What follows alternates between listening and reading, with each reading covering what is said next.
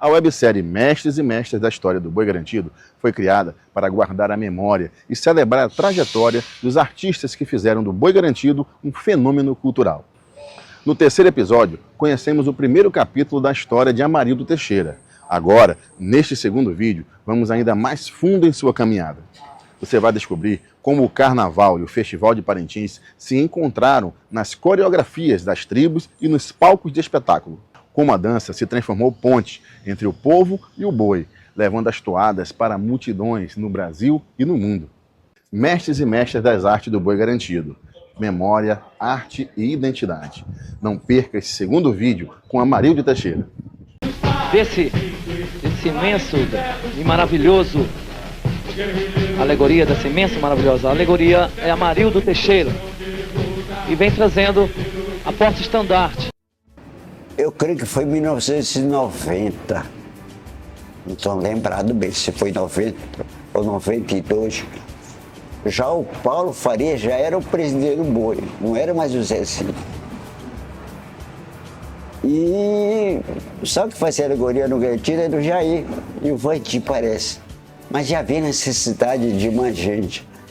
Foi na época que houve a proposta de Ritual virar item. Ritual não era item. Embora o Garantido fizesse, brincasse, apresentasse o item, para fazer aquela coisa diferente na arena, não era item. O item veio em 97. Então foi o Paulo que pediu para a gente fazer a alegoria. Aí mas isso foi antes de ser Ritual, ele pediu que fizesse a alegoria. Lógico, né? Aí Silvio com ele fomos fazer, fomos estudar, fomos ver como que era. Havia que as alegorias não eram ferro, era tudo de madeira. Havia necessidade de ter um carpinteiro bom, os auxiliares que entendessem um pouco de marcenaria, como colocar rodando, tipo de bateria, tipo de madeira. E então começamos com madeira realmente. E percebemos que é necessário matemática, cálculo, não era só chegar e fazer, não. Você quer saber o que estava fazendo, né? Então, tanto o marceneiro já conhece a técnica. Então, na técnica tem a matemática, tem os cálculos. Não é só pegar, chegar lá e cortar, não. Então, foi assim. Quando aceitou fazer tribos, Amarildo Teixeira via Jair Mendes construir sonhos com madeira e papelão. Mas ao ser chamado para ser alegorista, encontrou um novo desafio, o ferro.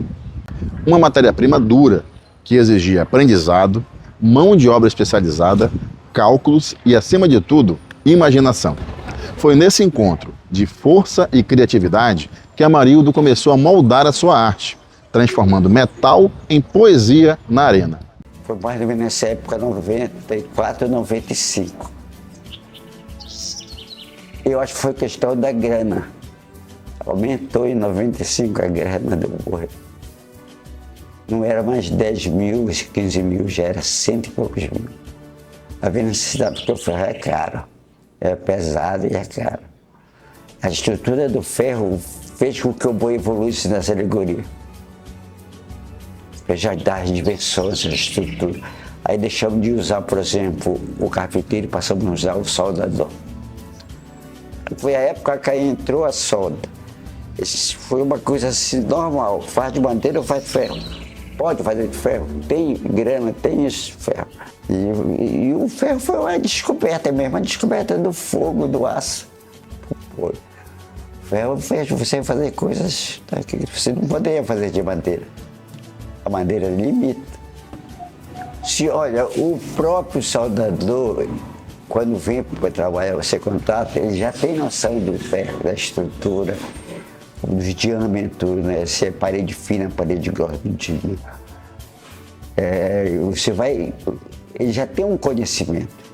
Ele sabe, por exemplo, o tubo que ele vai ser parede fina, parede grossa. O tipo de conhecimento. Você junta o teu conhecimento que tu queres de conhecimento dele de ferragem. Então já como se chama, uma cumplicidade. Ó, esse ferro não serve, né? É que o profissional mesmo que vai trabalhar com ferro, ele já chega com... Ele não chega leigo para aprender, não é uma escola. Você já contrata um soldador que já sabe, né? Vai contratar um ensinar a soldar. Só tem que saber soldar. Tem que a máquina saber que tipo de solda. Esses conhecimentos você já aprende com o soldador. Por exemplo, se contrata um soldador que chamamos de ponta, porque ele não é só serralheiro, ele tem um conhecimento maior. Não é o aluno, é o professor, né? Eu sou aluno, eu não sei nada, sou professor, eu tenho que saber.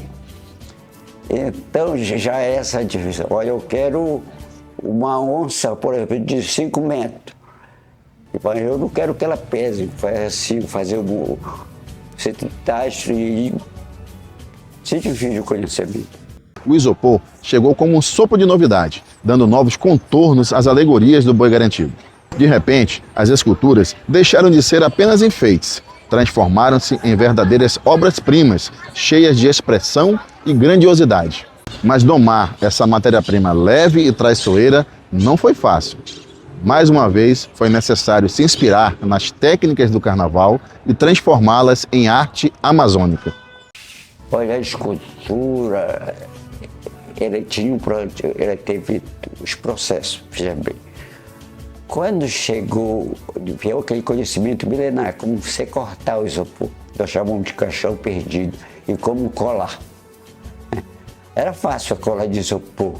Aí como cortar, se usava linha, se usava ferro, se serrava. Mas depois veio a descoberta da energia. Essa troca de boi com o carnaval aprendeu muita técnica do Rio, né? Já se corta hoje todo da energia, né? A forma, a cola que usava, na cola de isopor já usamos o poliuretano. Aí poliuretano descobriu que era uma cola, que era a cola verdadeira, né? Que era um tipo de química. Então isso foi adaptando o boi, que disse, o poliuretano foi uma troca do Rio de Janeiro com o boi. Aí depois vai se espalhando para todo mundo, né? Você entra no galpão, o galpão é um tipo de faculdade. Você não sabe nada, depois você sabe tudo, né? Você não sabe como que é, mas você aprende. Aprende feira, aprende olhando, calculando, tudo, né? E isso. No início dos anos 80, Amarildo Teixeira já fazia nascer em suas tribos algo maior, o ritual indígena. Mas seria somente na década seguinte que essa criação seria oficializada no festival. Hoje, o ritual é o ápice da arena, o momento mais esperado do Festival de Parintins. O ritual já é uma coisa de infância.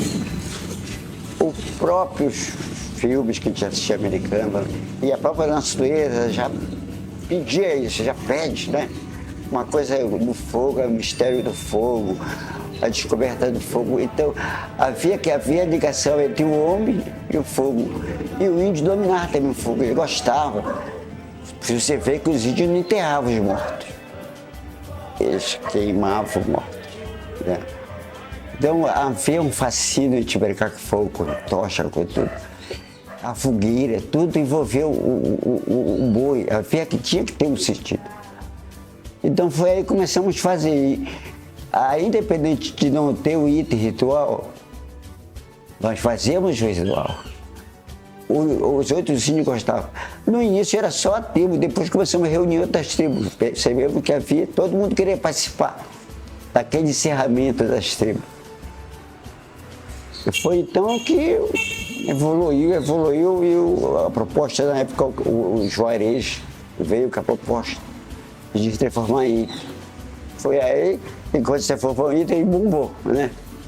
Virou a atração normal. Envolvemos o Paxé com a Nhaporanga, aquele negócio. Mas a questão de envolver o Paxé já é envolvido natural pela dança.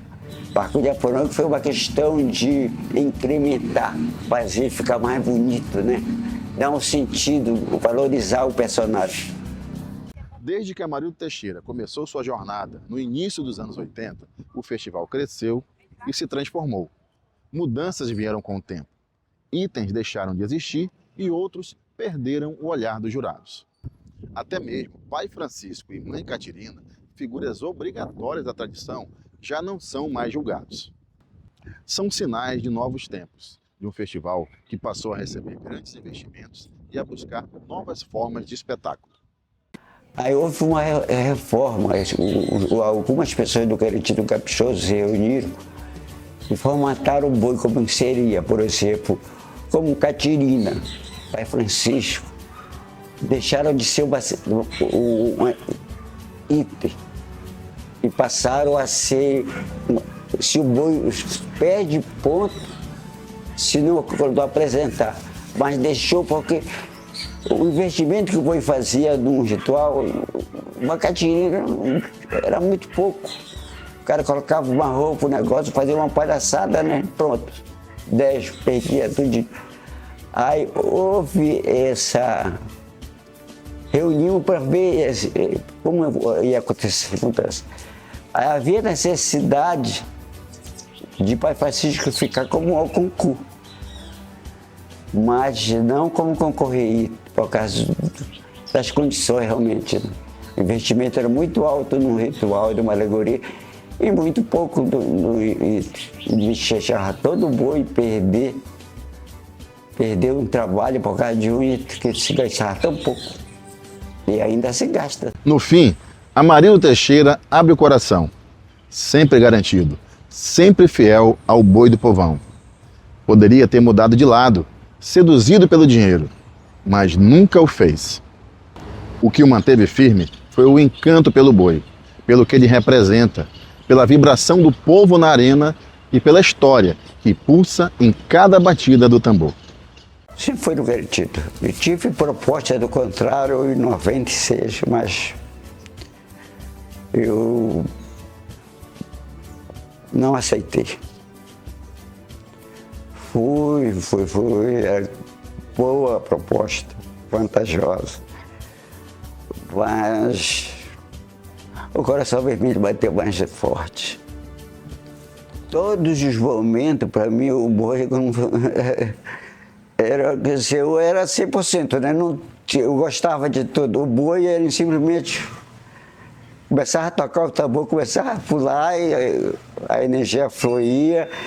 Eu era apaixonado por tudo que o boi fizesse, tanto vaqueirada, batecada, tipo, tudo, né? E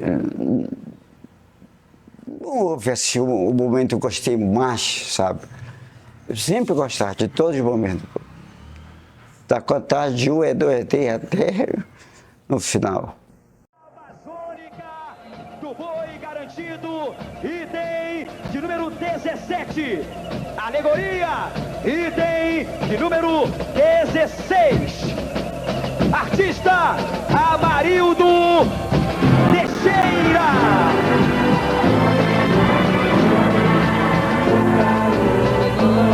O povo das araras vermelhas,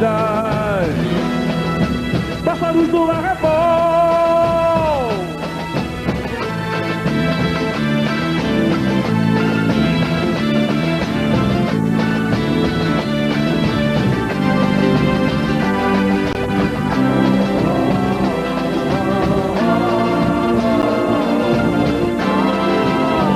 Observem, A flauta sagrada, a galera ressoava no céu, saudando a lenda amazônica, samba da paz, os pássaros amazônicos jamais. que abrilhantam os céus. Essa discórdia rompeu a casca do céu, e o povo celeste mergulhou em cataclismo. Observem, e na casca do céu, uma plataforma terrestre, onde vivem os índios arara, índios horizonte com